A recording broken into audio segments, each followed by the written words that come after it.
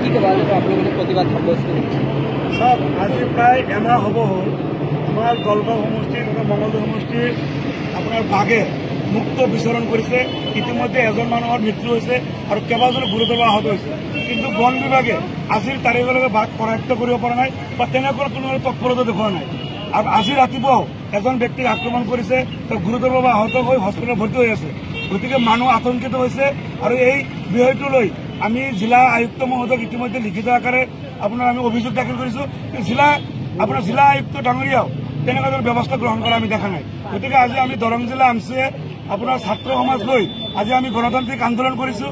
আজি আমি বনমন্ত্ৰী ডাঙৰীয়াৰ প্ৰতিনিধি দিয়া কাৰ্যসূচী গ্ৰহণ কৰিছোঁ। তো অতি শীঘ্ৰে আমাৰ কেইটা বাঘ ওলাই আহিছে আপোনাৰ ওৰাং অভয়াৰণ্যৰ পৰা, এই কথাটো আজিলৈকে বন বিভাগে তেওঁলোকে প্ৰকাশ কৰিব পৰা নাই। গতিকে ৰাইজ আতংকিত। আমাৰ প্ৰতিবাদ হ'ল অতি শীঘ্ৰে আপোনাৰ বাঘ কৰায়ত্ব কৰিব লাগে।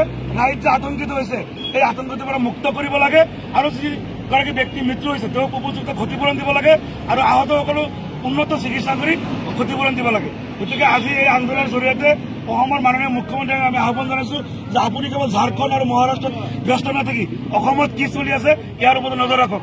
আপোনাৰ নিচিনা শক্তিশালী মুখ্যমন্ত্ৰী থকাৰ অৱস্থাতো বনমন্ত্ৰী ডাঙৰীয়াই সম্পূৰ্ণ নিজৰ ভূমিকা গ্ৰহণ কৰিছে। বন বিভাগ শুই আছে আৰু তাৰ বাবে আজি দৰঙৰ ৰাইজ আতংকিত হৈ পৰিছে বাঘৰ কাৰণে। গতিকে অতি শীঘ্ৰে বাঘ কৰায়ত্ব কৰিব লাগে আৰু ৰাইজক ইয়াৰ পৰা মুক্ত কৰিব লাগে, যাতে ৰাইজ যি আতংকিত হৈ আছে তাৰ মুক্ত কৰিব লাগে। দ্বিতীয়টো কথাটো হৈছে যে যিসমূহ অঞ্চলত বাঘ থকা বুলি এটা অনুমান হৈছে সেই অঞ্চলসমূহত থকা স্কুলসমূহ অতি শীঘ্ৰে প্ৰশাসনে বন্ধ কৰিব লাগে, যেতিয়ালৈকে আপোনাৰ বাঘ কৰায়ত্ব নহয়।